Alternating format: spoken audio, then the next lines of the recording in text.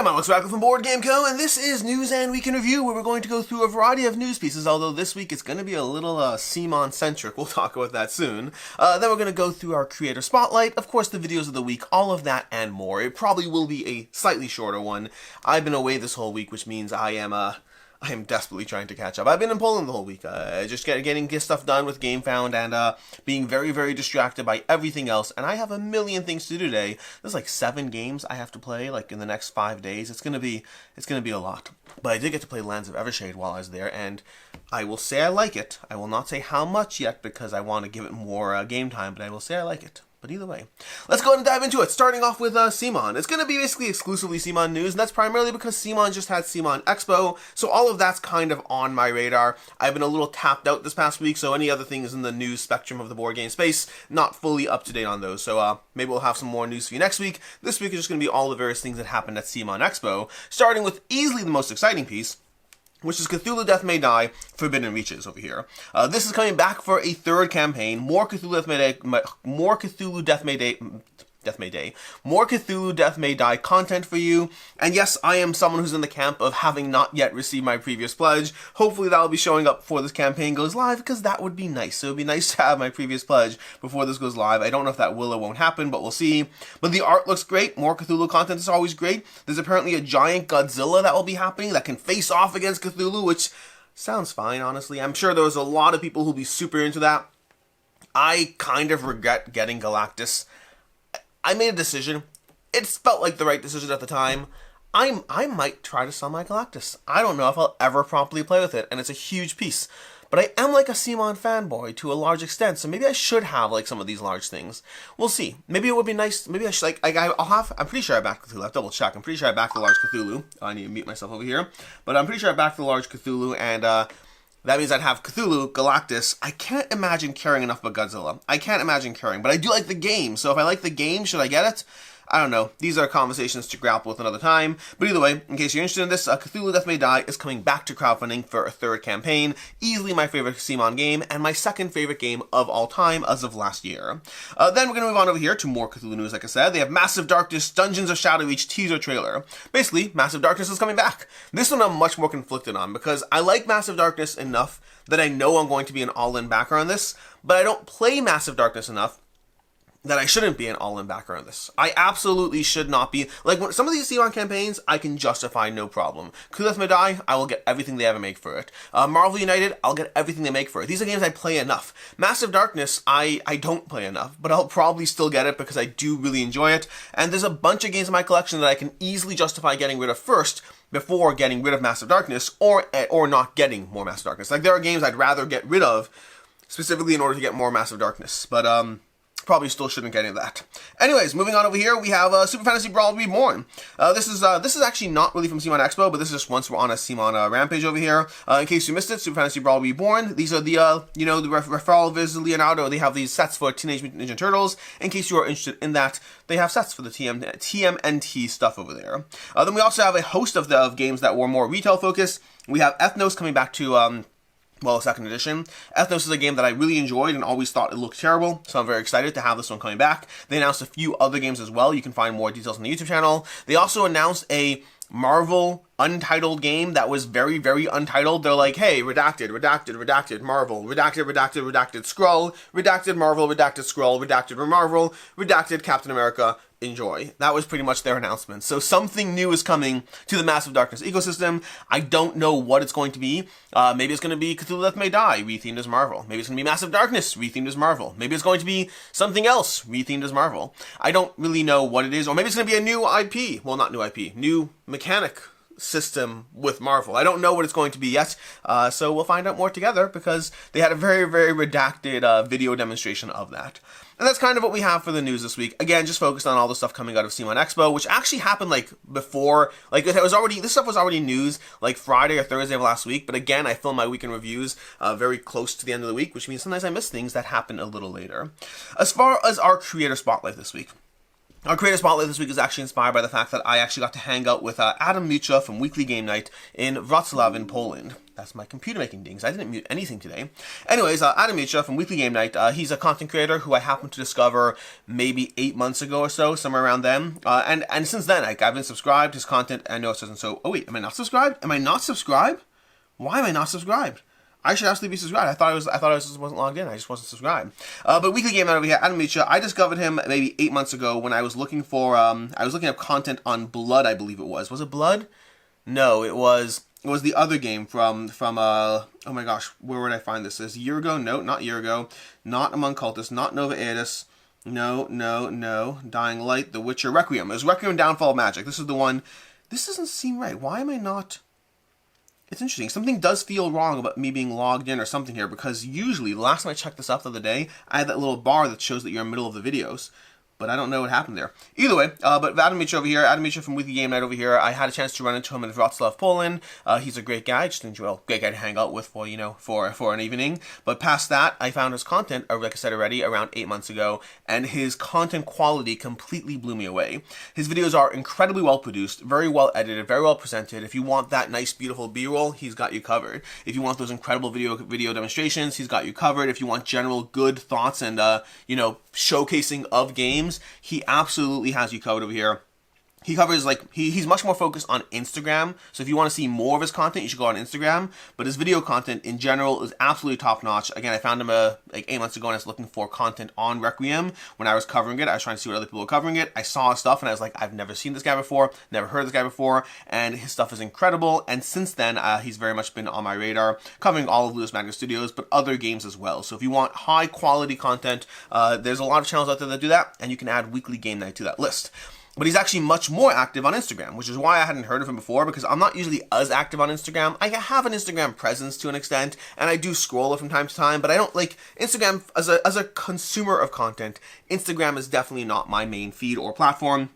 And so it's kind of something that I'm loosely aware of at any given time. But hey, I didn't realize that his presence on Instagram over here. But again, just well-shot photos, well-shot, content in general. He's been doing incredibly well on this platform just because he showcases things well. He showcases things both from a general, casual, here I am at a convention kind of approach, but also as a, here's some incredible shots of board games. If you want to see a presentation of West Story over here, that's just like a good shot. Those are good pictures. He always looks like he's having fun with his friends. We have, Black Rose Wars over here. Oh no, sorry, Nova Aetus. I got confused because the crossover content. Nova Aetus Renaissance over here. The state of crowdfunding. What's at 5 years? This is interesting.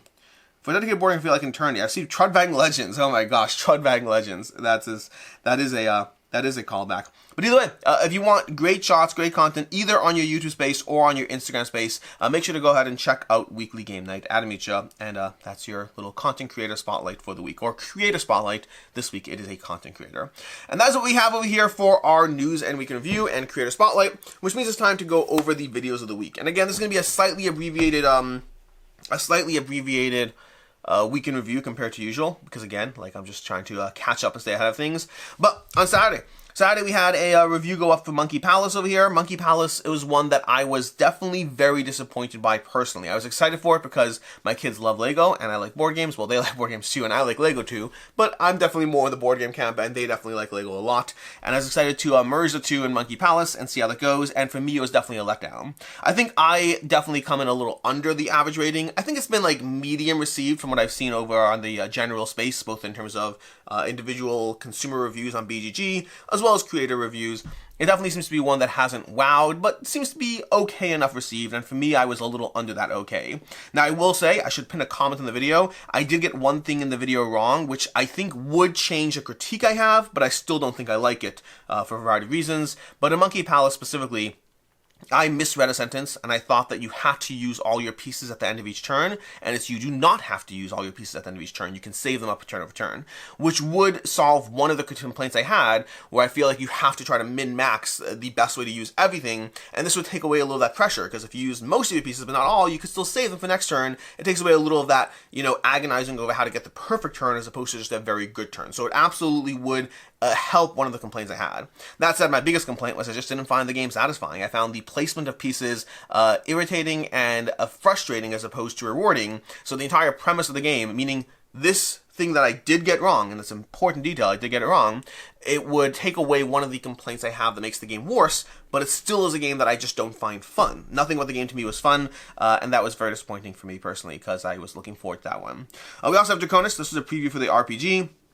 Covered by Meg, so I didn't have a chance to play that one. And then on Tuesday we covered a few games. We covered Ozob and Nar. Nar is a fun little game from Pandasaurus that I enjoy. I don't know if it has the longevity of some other games that I like, small box games that I love, but I definitely enjoy it. For right now, it's sticking around, but whether or not it sticks around long term, I'm just not yet sure. I like it, I enjoy it. Doesn't mean it's going to be a forever game. And then we have Ozob. Ozob's a much harder one for me to review or whatnot. Ozob's a game that I tabled. There's sponsored content for gameplay and preview, but it's I had a chance to play it a few times actually, and I like the system a lot. I think Ozob does a really good job in a bunch of ways, but it very much is competing with the type of game that I get out of Zombicide or Cthulhu Death May Die. In fact, it kind of felt a little bit like a hybrid. There were elements of Cthulhu Death May Die in there, and there were elements of Zombicide in there, and as much as I enjoyed Ozob, I think personally speaking, I would probably lean towards things that are already games I love and enjoy, and I don't know if it did enough to convince me that I want to try that and add it to my collection. I don't think it's bad. I really don't think it's bad. I enjoyed it. We had a lot of fun with it. But I think that when it comes to getting a game that is doing something that other games you already have do, usually the game either has to feel very, very different or very, very better.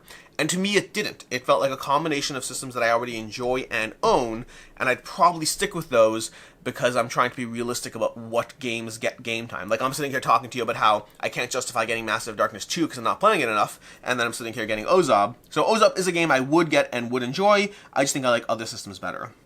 We had God-sized gameplay going up on Wednesday, which was a mistake, by the way. That was supposed to go up Thursday. I just miscalled it. You'll see, usually I have, like, when I do dedicated videos of games, they usually go up three in a day. Like, so I'll have Tuesday, Saturday, and, like, Thursday. Usually have multiple games that are covered. And I accidentally put up the God-sized gameplay on Wednesday, Thursday. It is what it is. I was on Poland time trying to just get everything done. It was scheduling conflict. Scheduling error, not conflict. Either way, God-sized is a game that I do enjoy. We'll have more content coming for you soon. We'll have more coverage coming for you soon. It's definitely a game system that I enjoy. Have a lot of fun with it so far. My biggest concern is the lack. Well, but honestly, I'll have a review coming, so I'll go more into it. But my biggest concern right now is that despite the variety of scenarios, they haven't yet felt meaningfully different to me. They feel like slight shifts to the goal, but the overarching puzzle of what I'm trying to do as a player feels very similar scenario to scenario, at least so far. But past that, the gameplay itself I very much enjoy, and the other forms of variety you get from the game I very much enjoy. On Thursday we had 2 videos go up. We had World Order. World Order is going to be covering World Order from Hegemony Games, Hegemony Project Games. That one I started off much stronger and went down a little bit the more I played it. And the reason for that is because my first play of it was, first of all, really strong. Like, I really enjoyed my first play of it, but then more importantly, it felt like it was Hegemony, but I could teach it a lot quicker and get it up and running a lot quicker and enjoy it, and it felt shorter. All the things, it felt shorter and quicker, and I thought that was a good thing. Because I like Hegemony, but I think that it's a hard game for me to table. And World Order, and also World Order leans into things that I prefer more. So deck building and area control are genres that I enjoy more than, I guess World Order doesn't have anything I don't like, but just, I like deck building, I like area control.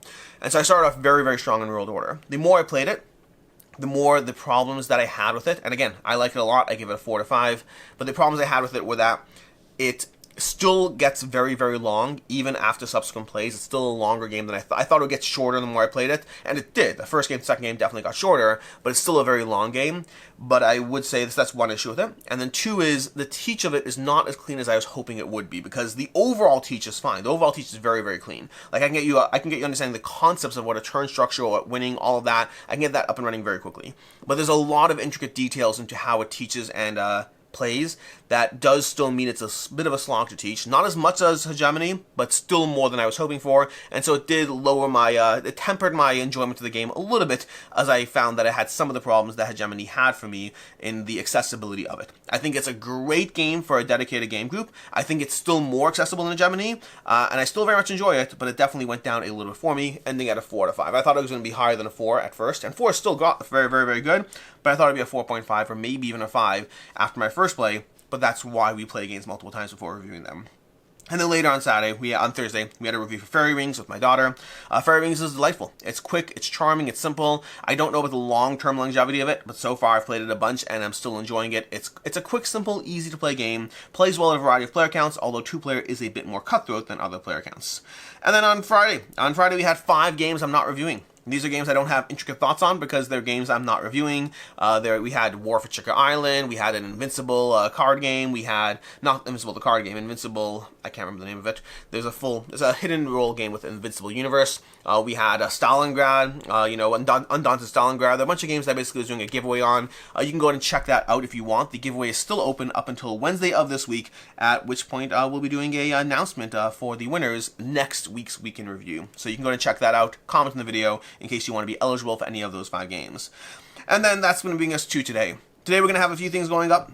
Assuming everything went as planned, we have a Storyfold preview going up, covering Storyfold from Open Owl Studios, and we should also have a Western Legend Stories review, which I was hoping to get up before I left and was not able to get that done in time. I played it already, I wasn't, literally as far as filming, I just wasn't able to get the filming done in time before I left for Poland, so you'll have it today, assuming everything went as planned.